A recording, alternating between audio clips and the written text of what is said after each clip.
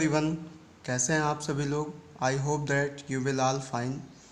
पिछले वीडियोस में हम लोगों ने बात किया था अलजेब्रिक एक्सप्रेशन और उनके types, means monomial, binomial, trinomial और पॉलिनोमियल। अगर अभी तक आपने वो वीडियो नहीं देखा है तो आप हमारे यूट्यूब चैनल पर जाएं और उस वीडियो को ध्यान से देखें, क्योंकि आज इस वीडियो के लिए हम लोग यहाँ पर आए हैं। इस वीडियो में कुछ ऐसे कॉन्सेप्ट हम लोग पढ़ने वाले हैं जो उस वीडियो को देखना ज़रूरी बना देता है। इसलिए हम लोग इस वीडियो में बात करने जा रहे हैं identify the terms their coefficient in the following term expression.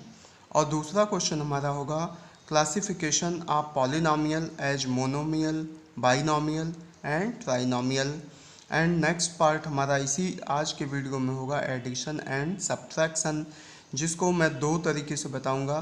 तो इस वीडियो को पूरा देखें, कहीं भी स्किप न करें, क्योंकि अगर आप स्किप कर देंगे तो आपको वो तरीका समझ में नहीं आएगा। तो चलिए विदाउट वेस्टिंग आवर टाइम हम लोग स्टार्ट करते हैं। Identify the terms their coefficient in the following expression. सबसे पहले मैं यहाँ पर एनसीईआरटी के दो क्वेश्चन लेता हूँ, क्योंकि साइड बुक्स में क्वेश्चंस बहुत ज़्यादा हैं।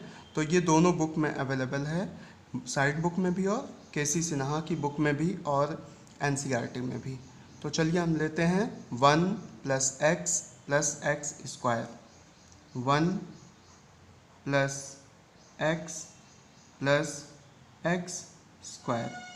आपको इसमें आइडेंटिफाई क्या करना है, दो चीज़ करनी है। एक तो टर्म्स कौन कौन से हैं और दूसरे उसके कोफिशिएंट क्या होंगे। तो हम यहाँ पर दो पॉइंट डिटरमाइन करेंगे, टर्म्स एंड देयर कोफिशिएंट। तो हमारा ये एक्सप्रेशन है। टर्म्स कौन कौन से हैं, यहाँ पर हम टर्म्स की बात करें, टर्म्स तो हमारे पास दो टर्म हैं। यहाँ पर दो टर्म नहीं बल्कि 3 टर्म्स होंगे, और उन टर्म्स को हम लिख लेते हैं क्या। पहला टर्म हमारा हो गया 1।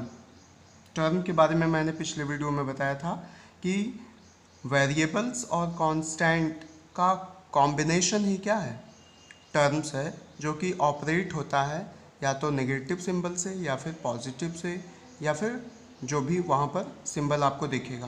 तो टर्म हो गया 1। दूसरा टर्म हो गया हमारा x। अगर यहाँ पर माइनस सिंबल रहता तो हम जरूर माइनस लिखते। और तीसरा टर्म हो गया हमारा x²। ये हो गया टर्म्स। और अगर हम कोफिशिएंट की बात करें तो कोफिशिएंट के लिए हम क्या लिखेंगे। कोफिशिएंट आप देखें, स्पेलिंग ऊपर लिखी हुई है, COEFFICIENT। कोफिशिएंट मीन्स जितने टर्म्स हैं उनके कोफिशिएंट हमें बताने हैं। तो आप देख रहे हैं कि 1 का कोफिशिएंट क्या होगा, 1 होगा। Means numerical value of the terms is referred as their coefficient. x यहाँ पर कितना है, 1x, क्योंकि लिखा नहीं है लेकिन वहाँ पे हाइड है, तो x की कोफिशिएंट हो जाएगा 1। यहाँ पर x² है, ये एक टर्म है। यहाँ पर भी कितना x² है, मीन्स 1x²। तो यहाँ पर कोफिशिएंट क्या आ गया, 1। तो आप देख रहे हैं कि 3 टर्म्स हैं इस एक्सप्रेशन में, और उनके टर्म्स को आइडेंटिफाई किया गया है और उनके कोफिशिएंट को भी लिख दिया गया है। आइए दूसरा एग्जाम्पल लेते हैं जिससे और ज़्यादा क्लियर हो जाए आपको। दूसरा एग्जाम्पल लेते हैं 5x y z²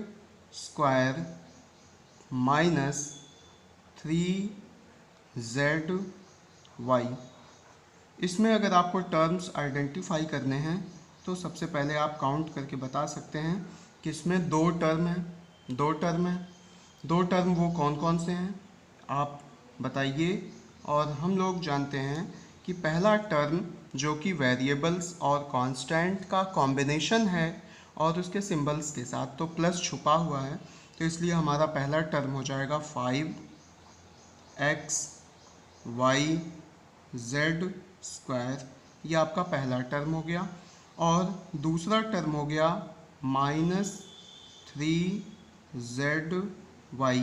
क्योंकि यहाँ पर प्लस रहता तो हम नहीं लिखते, लेकिन अगर माइनस है तो हमें सिंबल्स ज़रूर ऐड करना होगा। कोफिशिएंट, अगर कोफिशिएंट की बात करेंगे तो कोफिशिएंट आपको देखना है, न्यूमेरिकल वैल्यू को ही हम लोग कोफिशिएंट लेते हैं। लेकिन एक बात और आपको ध्यान से समझना होगा कि क्वेश्चंस के अकॉर्डिंग कभी कभी दे देता है, जिनको पूछता है उनके अलावा बचे हुए टर्म्स के जो पार्ट होंगे वो उनके कोफिशिएंट कहलाते हैं। जैसे अभी मैं समझा दे रहा हूँ, यहाँ पर हमारा कोफिशिएंट होगा 5, means X Y Z square का कोफिशिएंट क्या है, 5 है, और -3 ZY का कोफिशिएंट क्या है, -3 है। अब जो मैं कह रहा था उसकी बात समझ लेते हैं। अगर यहाँ पर पूछ देता कि y का कोफिशिएंट क्या है, तो y का कोफिशिएंट हमारा बचा हुआ टर्म का जो भी पार्ट होगा वो उसका कोफिशिएंट कहलाएगा। मीन्स y का कोफिशिएंट पूछा जाएगा तो 5xz² होगा कोफिशिएंट। अगर z² का कोफिशिएंट पूछा जाएगा तो 5xy होगा। अगर यहाँ पर z² मतलब yz² का कोफिशिएंट पूछ दिया जाएगा तो 5x होगा। मीन्स जो पूछा जाएगा वही उसका, उसके अलावा जो भी चीज़ें बची हुई होंगी उस टर्म में वो उसकी कोफिशिएंट कहलाएंगी। राइट, तो दो टर्म क्लियर हो गए कि कोफिशिएंट और टर्म क्या होता है, ये यहाँ पर क्लियर होता है। और अब दूसरा क्वेश्चन है जो हम इसमें डिस्कस करने वाले हैं, वो classification of the expression as monomial, binomial and trinomial.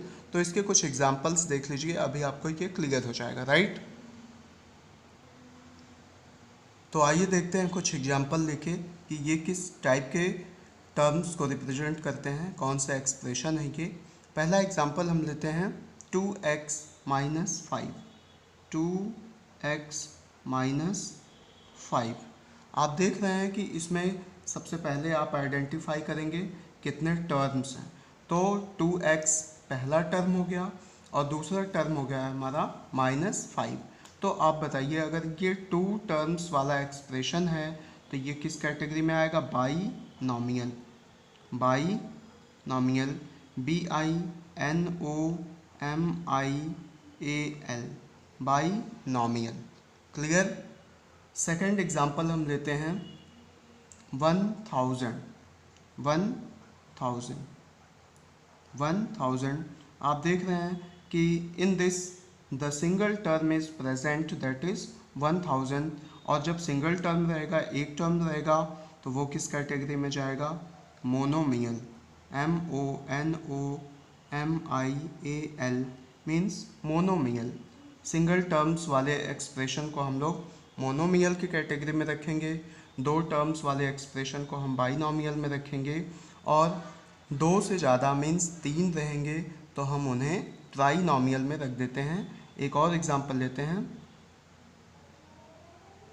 5x - 4y + 3xy।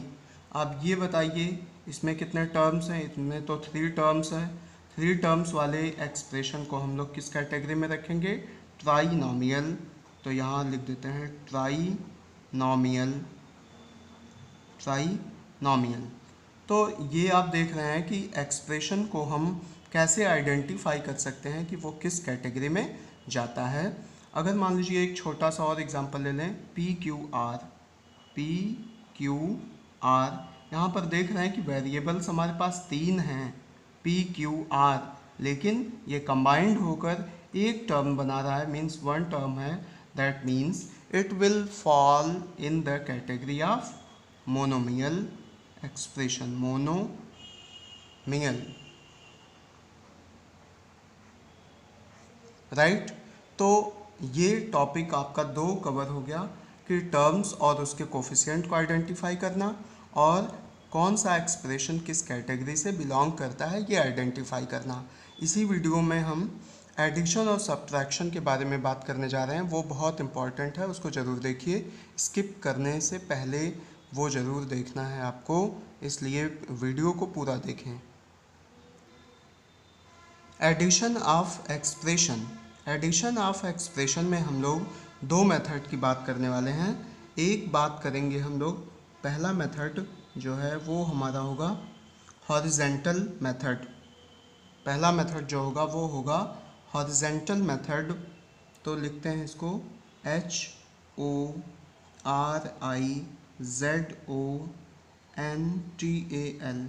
Horizontal method, और दूसरा मेथड इसके लिए यूज़ करेंगे जो हम, वो होगा हमारा column method, COLUMN, column method.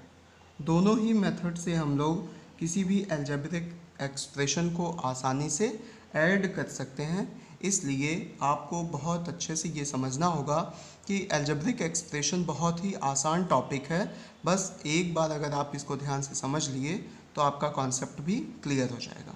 तो आइए हॉरिजॉन्टल मेथड में एक एग्जांपल लेते हैं और उसको हम सॉल्व करते हैं, फिर उसी एग्जांपल को हम लोग कॉलम मेथड से सॉल्व कर लेंगे जिससे आपका कॉन्सेप्ट क्लियर हो जाए। तो आइए एग्जांपल लेते हैं, xy plus Z comma x plus 2y